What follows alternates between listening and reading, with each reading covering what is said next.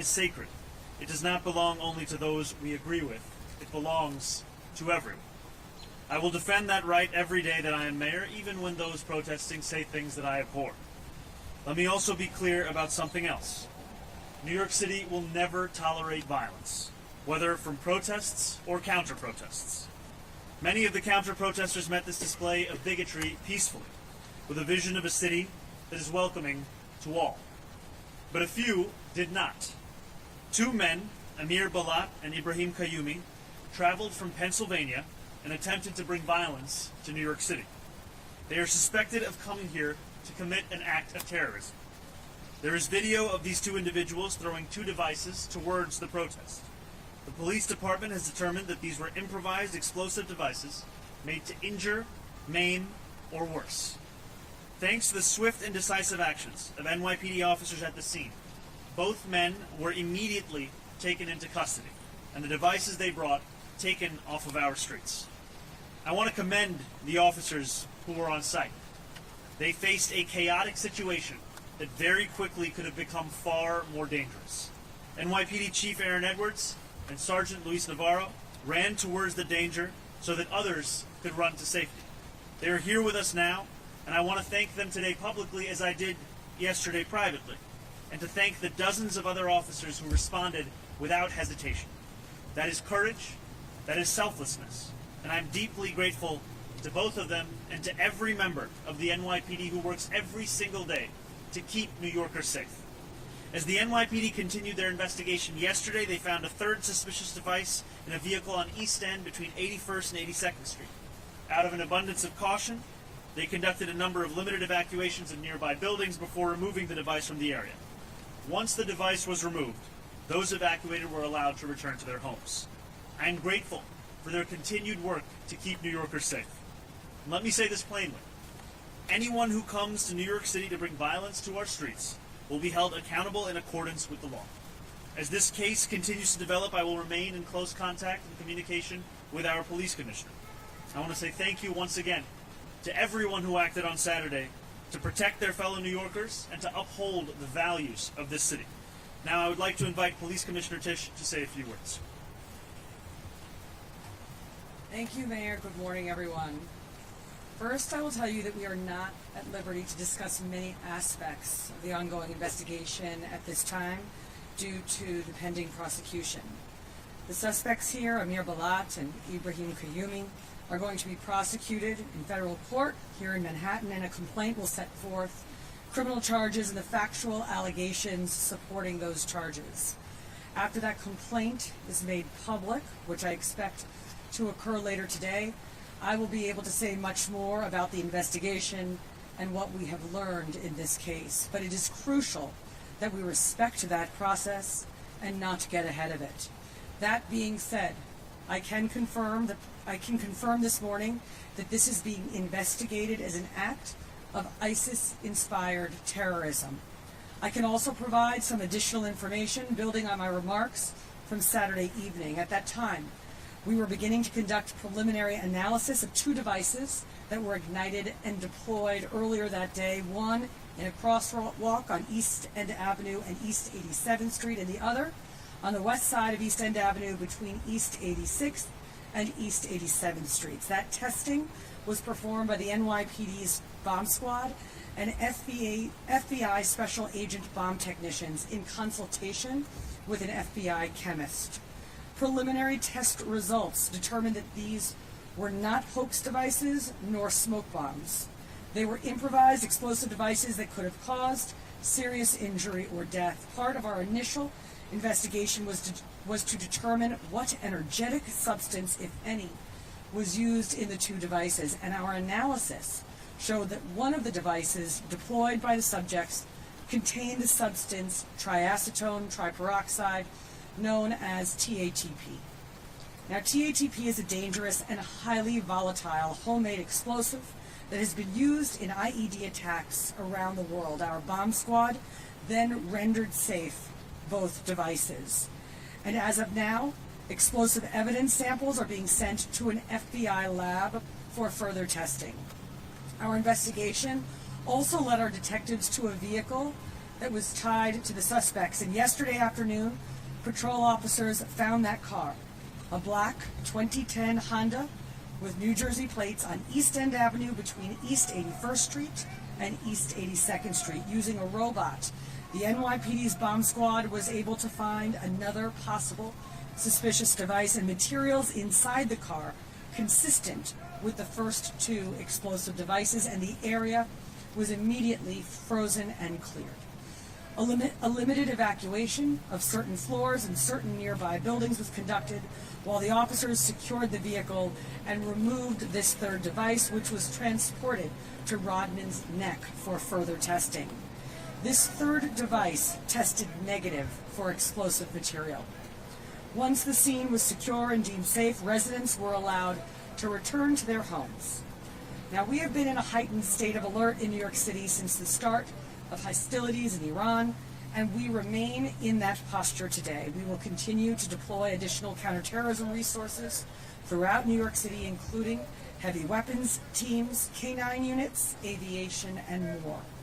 The NYPD is vigilant and determined in our unceasing efforts to ensure the safety of this city and the security of its 8.5 million residents. We also cannot lose sight of how serious this situation was. The last time that an IED targeting people was deployed in New York City was in 2017 when Akayed Ullah detonated a device strapped to his torso in the pedestrian underpass connecting the Port Authority bus terminal and the Times Square subway station. No one other than the attacker was injured in that incident, and once again, we were fortunate that the devices used this weekend did not cause the kind of harm that they were certainly capable of causing. But luck is never a strategy. Devices like these have the potential to cause devastating harm, which is why the NYPD does thorough counterterrorism investigations and treats every incident of this kind with the highest level of urgency and care. And it is why we remain vigilant. The safety and security of the entire city ultimately rests on the judgment and the courage of the men and women of the NYPD, and on Saturday, we saw that in its truest form. When those devices were ignited in the middle of a crowded protest, officers did not step back, they stepped forward. With me today are two of those officers, Assistant Chief Aaron Edwards and Sergeant Louis Navarro, who ran toward a lit IED without hesitation and without regard for their own safety, acting as police officers do, on instinct and training to protect people they did not know and would likely never meet. Moments like that remind us what policing truly requires, because behind every counterterrorism operation, every bomb squad response, every emergency call that sends officers running towards danger, there are human beings who make the decision to step forward when others are running away. Chief Edwards has been a uniform officer for nearly 23 years. He is, as of December, our newly minted borough chief in Manhattan North. Chief Edwards joined this department after witnessing the heroism of NYPD officers on September 11th. And on Saturday, we saw that same spirit carried forward in the way that he responded.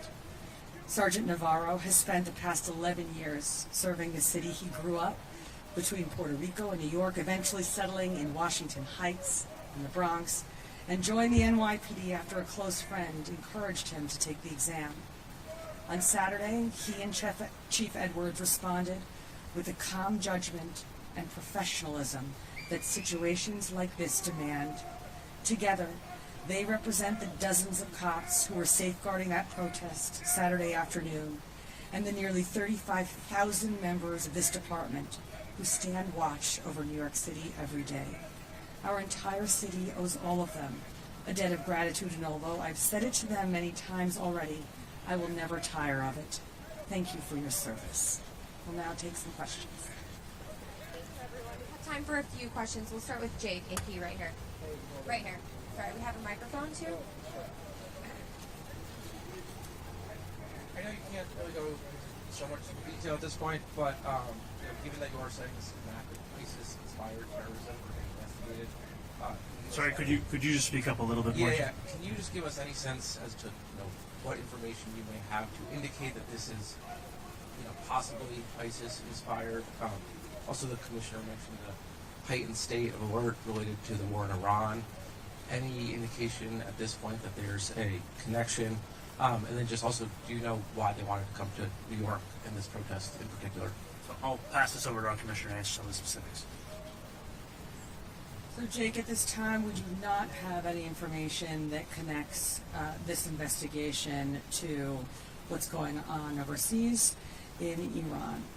As to the other questions that you posed, I don't want to say anything that could introduce prejudice into the prosecution or do anything that will make the prosecutors' jobs more difficult.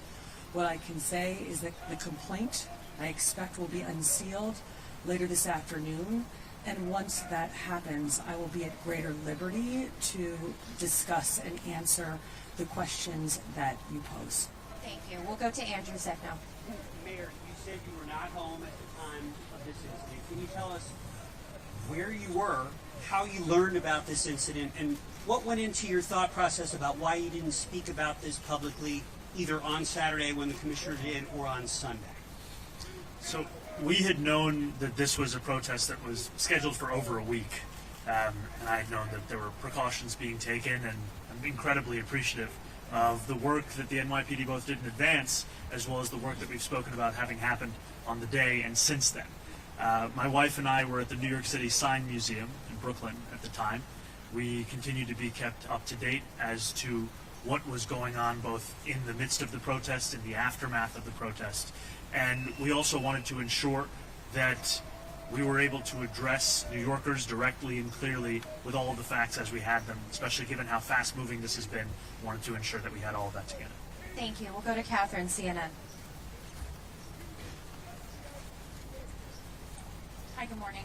Wondering if prior to the protest there was any credible threats online from these individuals, anything that you could see from their social media presence, anything like that leading up to it, that you'd know that they'd be traveling from Pennsylvania to attend this? Again, preliminary investigation, and you're going to learn a lot more as the complaint is unsealed, but nothing at this time that would have suggested that. Thank you. We have time for one more question. Emma, go ahead right here in the front.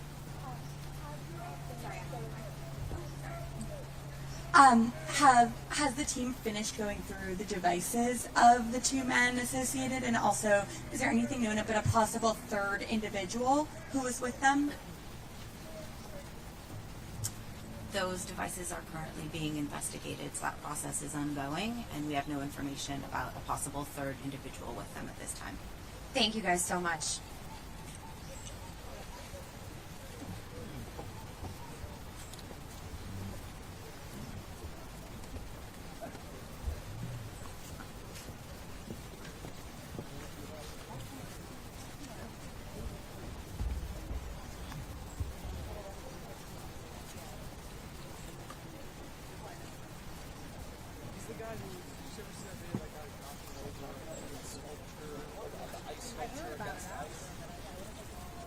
I didn't recognize his name, but then I saw the video. Oh, he's not. It's January. I don't know any of the January.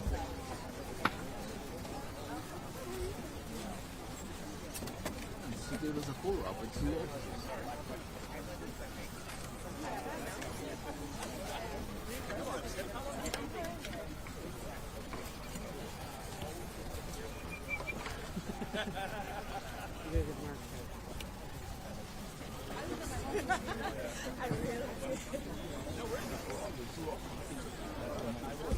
Is that a museum of sign?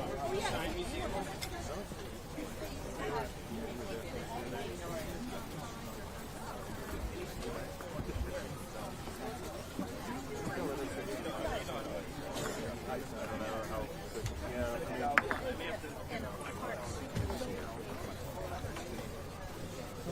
I mean, a million.